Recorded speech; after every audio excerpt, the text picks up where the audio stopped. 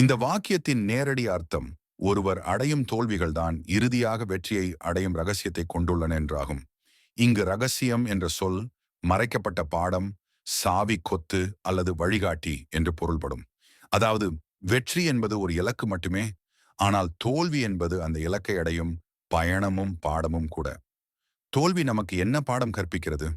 பலவீனமான இடங்களை அடையாளம் காணுதல். ஒரு முயற்சி தோல்வி அடையும் போது நமது திட்டத்தில் அல்லது திறமையில் உள்ள இடைவெளிகள் எங்கே என்பது தெளிவாக தெரியும்.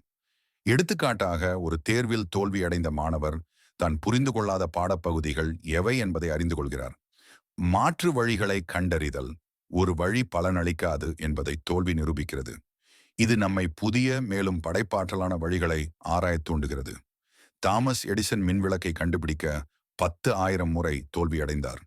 ஆனால் அவர், நான் தோல்வி அடையவில்லை, 10,000 வழிகளை கண்டுபிடித்தேன், அவை பலனளிக்காது என்றார்.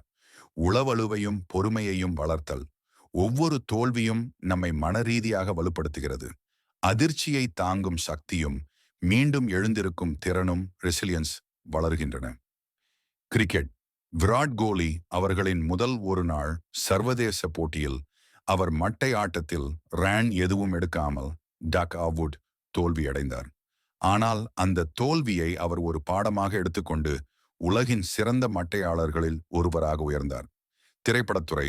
இயக்குனர் ஷங்கர் தனது முதல் படமான ஜென்டில்மேன் படத்தை விற்பனை செய்ய முடியாமல் பல தயாரிப்பாளர்களிடம் நகர்ந்தார். தோல்வி. ஆனால் அந்த பயணத்தில் அவர் சந்தித்த சவால்கள் பின்னர் இந்தியன் போன்ற பாராட்டு பெறும் படங்களை உருவாக்க உதவியது. தினசரி வாழ்க்கை. ஒரு நிறுவனம் தொடங்கிய ஒருவர் முதல் முயற்சியில் நஷ்டமடைந்தார். தோல்வி.